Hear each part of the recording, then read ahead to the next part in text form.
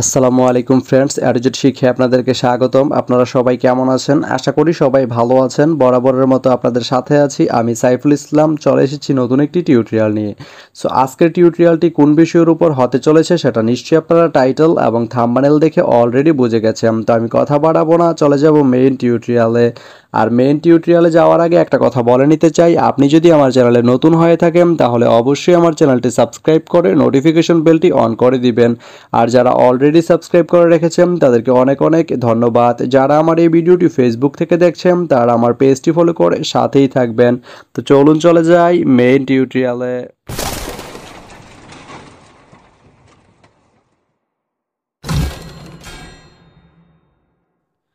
তো বন্ধুরা, আজকে আমরা জানবো আপনি টাঙ্গাইল থেকে পীরগঞ্জ যেতে কোন কোন ট্রেন রয়েছে, সেই ট্রেনগুলো ছাড়ার নতুন সময়সূচি, বন্ধের দিন এবং গিয়ে পৌঁছতে কতক্ষণ সময় লাগবে বিস্তারিত।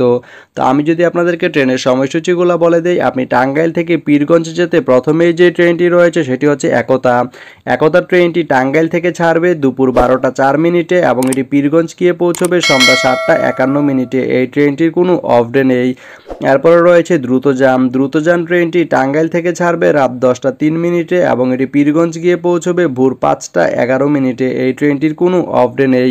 তো আপনি টাঙ্গাইল থেকে পীরগঞ্জ যেতে এই দুইটি ট্রেনের যে কোনো একটি ট্রেন ব্যবহার করতে পারেন। তো ভিডিওটি কেমন লাগলো অবশ্যই কমেন্ট করে জানাবেন। আর ভিডিওটি যদি ভালো লেগে থাকে বা আপনার কোনো উপকারে এসে থাকে তাহলে ভিডিওতে একটা লাইক করে দিবেন, কারণ আপনার একটা লাইক আমাকে অনেক ইন্সপায়ার করে নতুন নতুন আরও ভিডিও বানাতে। তো ধন্যবাদ সবাইকে ভিডিওটি এতক্ষণ ধৈর্য ধরে দেখার জন্য।